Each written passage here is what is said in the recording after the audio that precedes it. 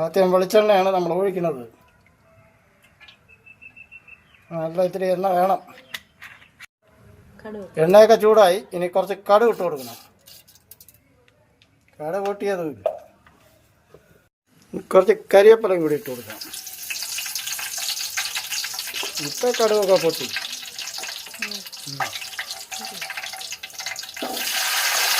ഇത് കുറച്ച് ചെറിയ ഉള്ളിയാണ് നമ്മൾ ഇടുന്നത്.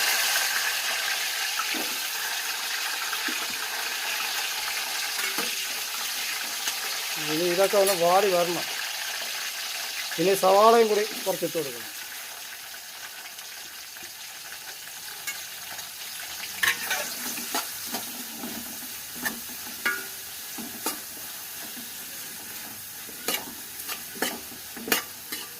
ഇനി ശകലം ഉപ്പ് നമ്മൾ ഇട്ട് കൊടുക്കുകയാണ്.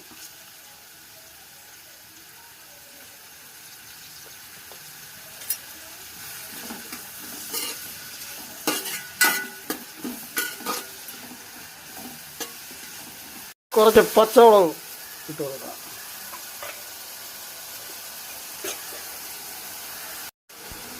ഇനി ഇഞ്ചിയും വെളുത്തുള്ളിയും പേസ്റ്റാണ് നമ്മൾ ഇടുന്നത്.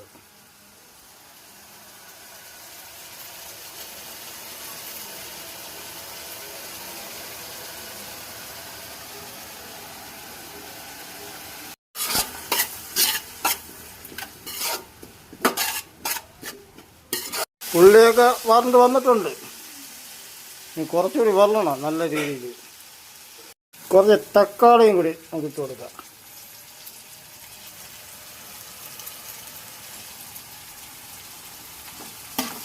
എന്നിട്ട് നല്ല രീതിയിൽ ഒരു കിണ്ടൊക്കെ കിണ്ടി അങ്ങോട്ട് എടുക്കണം.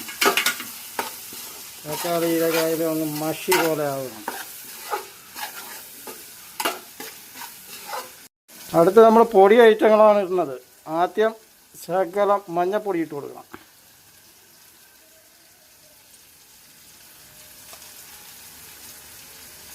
അടുത്ത് കുറച്ച് മല്ലിപ്പൊടി ലേശം വേണം. അടുത്ത് നമ്മൾ മുളക് പൊടി. ഇത് നല്ല എരിയുള്ള മുളകാണ്, കുറേശ്ശെ ഇടണം. ഇതെല്ലാം കൂടി അങ്ങ് കിണ്ടി മിക്സ് ചെയ്തെടുക്കണം.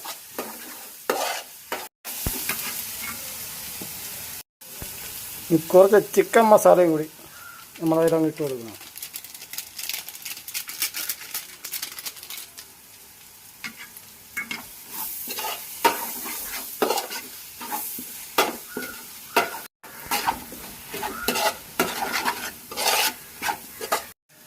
ഇനി നമ്മൾ ചിക്കൻ അതിൽ ഇട്ട് കൊടുക്കുകയാണ്.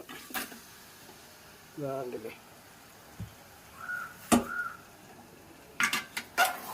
ഇനി ഇതിനെ ഒന്ന് മിക്സ് ചെയ്തെടുക്കണം നല്ല രീതിയിൽ. നല്ല മസാലയൊക്കെ അതിലങ്ങോട്ട് പിടിപ്പിച്ചെടുക്കണം. എങ്കിലും അതിനൊരു ടേസ്റ്റും ഇതൊക്കെ ഉണ്ടാവും.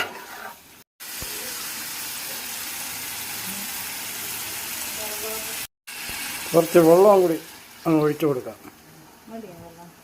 വെള്ളം മതി. വെള്ളം ഇനി അധികം ഇറങ്ങും.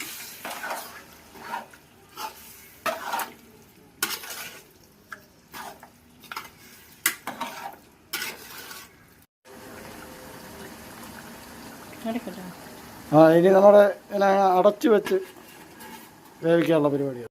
ചിക്കൻ കറിയൊക്കെ റെഡിയായിട്ട് വരണം. ശകലം ഉപ്പ് കുറവായിരുന്നു, അപ്പോൾ അതും കൂടി ഇട്ട് കൊടുക്കാമെന്ന് വിചാരിച്ചു. ശകലം കൂടി ഇട്ട്, ശകലം ഉപ്പും കൂടി. അത് മതി. കിടക്കട്ട് ഇട്ട് പോരാൻ മതി. മതി.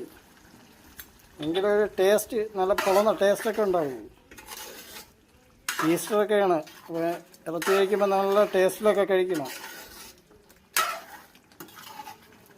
അതൊക്കെ ഉണ്ടാകും കുറവാന്നിരിക്കുന്നത്.